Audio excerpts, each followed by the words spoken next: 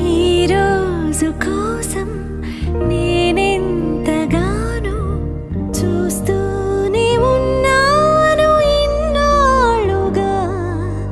మౌనాలు అన్నీ మాట్లాడుతుంటే కనువిందుగా ఉంది తొలిసారిగా. అపురూపమేగా నాకీ క్షణాలు, దాచేసుకుంటాను జ్ఞాపకాలు.